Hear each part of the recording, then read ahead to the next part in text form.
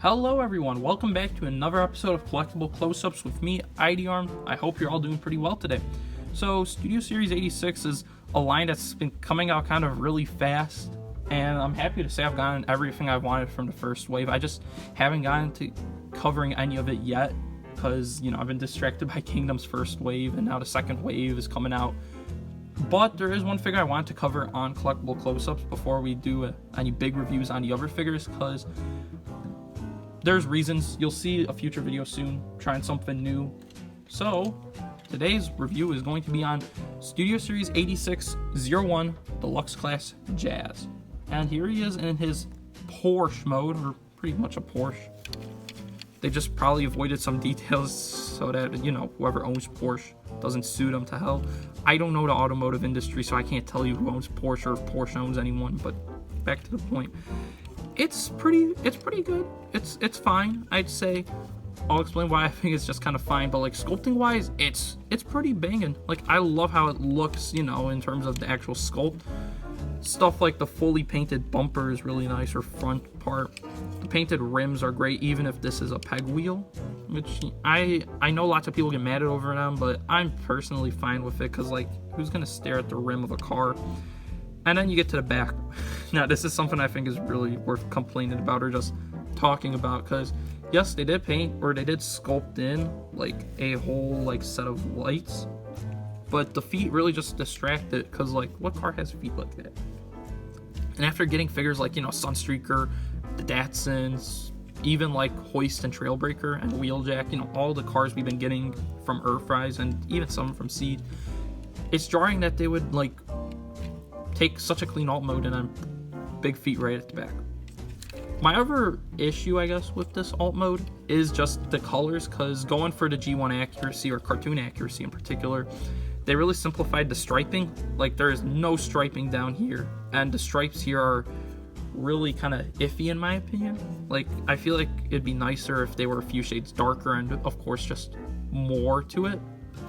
And to demonstrate that, I want to quickly bring in my really junker-ish 2010, Reveal the Shield Jazz. I believe this is Reveal the Shield. Those generations and Reveal the Shield overlap. You can see the person I bought it from, or the store I bought it from, whoever sold it to them, just like shaved off the whole spoiler. But this is the Jazz I've had in my collection for about a year. Back to the comparisons, you can see they did include some extra details, like more paint on the front, painted rims. And overall, yeah, it's like, I think it's better sculpt-wise, because this is more Pontiac-ish, to go with the Bayverse film. But, number one, I just prefer the darker colors on this, even if they are like the same kind of striping. And number two, they just have more striping to begin with on the side. Again, there is a fix for this, but we'll get to that at the end of the video. But yeah, this is fine. Let me just put that off to the side. Now for accessories, Jazz comes with one to go with him, and one that every Studio Series figure comes with. First is his rifle, molded in white with silver paint applied. It's honestly a pretty great gun. I really love how simple it is. It has a blast effect port on the front, and then one hole at the top. You can either peg it up like this, but I feel like it juts out a little bit too far. I mean, it's a gun on a hood. It is going to jut out no matter what, or peg it up there like that. I prefer like, or you can use these pegs, but that would look really weird. Putting Jazz and his rifle off to the side, the last accessory before transformation is the typical Studio Series backdrop. This one is Moonbase 1, and I think it's pretty great looking. Kind of looking at it up and down. Obviously, this will go also really great with your Studio Series, Earthrise Cliff Jumper, to represent their escape, or trying to escape from Unicron. I really wish Hasbro would just release big backdrops like this to go with, like, on your display, so it's not just, a shelf. There's some life to it. But that's something that I guess Hasbro has no intention of doing. So, back to Jazz. It's a fine car mode, but I think it needs more detail. Again, we'll take a look at that at the end of the video. But it's time to get Jazz transformed.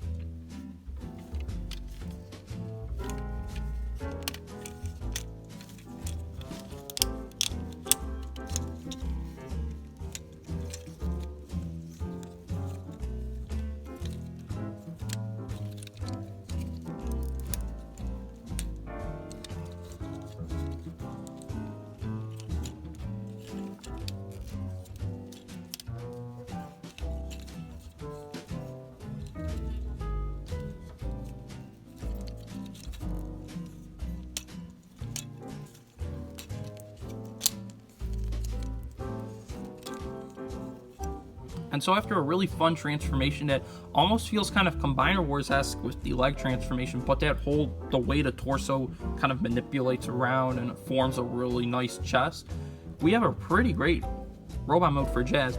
At first, I was kind of iffy on it being like overly cartoon inspired, because I prefer stuff like the door wings, which I'll point it out now are missing. And I've seen a lot of people do this, just pull these out for like faux door wings.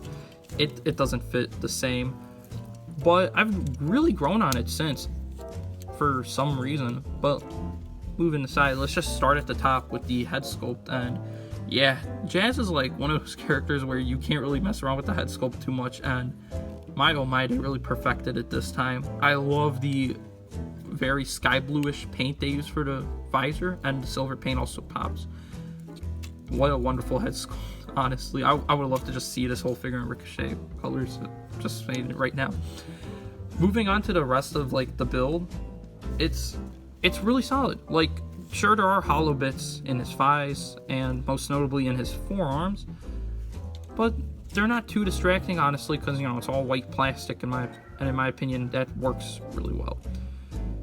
And the details they do pick out in paint really help to like make him pop, because while I didn't really like the sky blue in the alt mode when it came to like the striping, the use of it is still in the headlights and the torso, or not torso, more like the waist.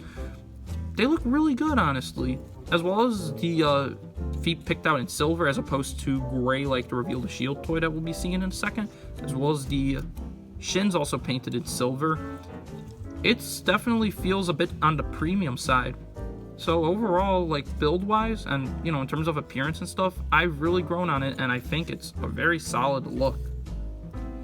But on the other hand, articulation for being a War for Cybertron-esque figure is just kind of on the fine side. So let's take a look. The head, though, is on a really good ball joint, and he can really look up pretty far as well as down a fair bit. You know, something a good amount of figures kind of struggle with. Shoulders on a 360, and they can also go out that far, but, you know, considering transformation, you can swing up just a twinge more. You get a bicep swivel going all the way. You get a nice 90-degree elbow bend, and I guess if this counts as articulation, it hinges in and out. I don't really count that as articulation. Moving that out, the waist is on a nice swivel all the way. Flipping that back down. Legs go out this far, back that far, and can go out that far. Thighs are on a nice swivel, kind of akin to side swipe, where it's like covered up at the front. And then the knees can usually do about 90 degrees, but break the transformation a little bit with this tab. You can definitely go higher, and it does kind of break the sculpt a bit, though, to be fair. Lastly, the toes or the foot can pivot up and down, as well as you get a very good ankle pivot. So, compounded or combined with his gun, you know, you can definitely pull off some nice poses. Let me just get him in a very kind of typical action pose. Yeah, that works for me. Now for this review, instead of doing a size comparison like I usually do, because Jazz is your typical War for Cybertron Carbot Deluxe, so if you have Sideswipe, the Datsun, Wheeljack, you know how big he is. I want to do a more familiar comparison of sorts, so I'm going to bring in, again, my very rubbish Reveal the Shield Jazz in his robot mode, so we could take a look at some very big differences. Overall, I want to say, you know, Reveal the Shield Jazz was very toy-inspired when he came out, you know, door wings and all. And I don't know if they ever released an upgrade kit to give him a missile, but like, he feels kind of like an update of the Generation 1 toy. While of course this feels like pulling the Sunbow animation model and making a toy out of that. They do share some common elements though, when you think about it. They share a very similar like arm and torso transformation. Of course the head sculpts are kind of the same, but this goes for a way more stylized look, and it even has light piping. But overall, they're very different in terms of the goals they're trying to set. So, if I wanted to do a comparison video on these two, I'd say that like they're both honestly pretty equal. It's just if you like toy accuracy, or if you want a big Jazz toy, you go for Reveal the Shield or the way nicer United Deca, which if I had United Jazz, this would be a tougher sell for me to buy. Or if you want cartoon accuracy, or if you just want something to go better with your War for Cybertron toys, Studio Series Jazz, it's where it's at. So do I recommend adding SS86-01 Deluxe Class Jazz to your Transformers collection? I'd say yeah, I'd go for it 100%. While I do still think Reveal the Shield Jazz and its myriad of repaints and retools are still a very fine mold 10 years later, this is a very nice new version of Jazz, and it easily trumps Power to Prime's Jazz, which I've experienced. It's just, that's a fine figure. Not even fine, probably less than that. However, like I say, like every Transformer, he does have his issues, primarily again in the deco, and like a small lack of articulation compared to some of his fellow War for Cybertron characters. But with the included backdrop and just the nice design in general, like, he'll definitely make a good presence in your 1984 Autobot collection. But like I said, he is lacking, I feel like, in deco, and wouldn't you know it, there is a third-party company that's come to the rescue. Or are they third-party? I don't know. This is going to be the first time doing a review on these guys' stuff, so tune in next time on the channel when we take a look at some new Toy Hex repro labels for Studio Series 86 Jazz. So, hope you guys enjoyed the video. I hope you guys take care and have a wonderful day, and see you guys next time. Bye!